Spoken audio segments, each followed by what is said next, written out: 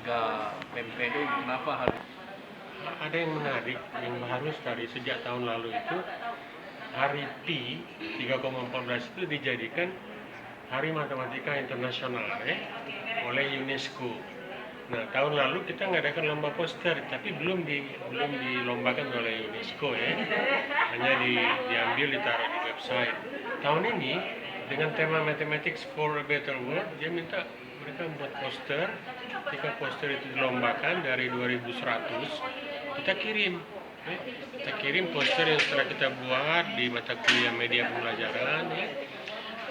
Ternyata ada 3 poster mahasiswa S1 Pendidikan Matematika Unsri ini menang dalam arti kata masuk ke dalam 90 best poster dari total lebih dari 2100 poster seluruh dunia, dan ini ditampilkan di website UNESCO idm 314.org.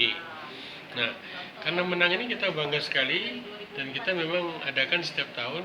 Di samping Hari Matematika Internasional, kita adakan juga sebagai ulang tahun program studi Doktor Pendidikan Matematik. Karena kita bangga S3 ini baru satu-satunya di FKIP dan satu-satunya di luar Jawa. Nah, dekan baru mengatakan bahwa kegiatan ini setuju tahun depan kalau bisa dibesarkan lagi menjadi kegiatan nasional. Dan di balik itu kita bangga mahasiswa kita ternyata mampu bersaing dengan mahasiswa lain di dunia.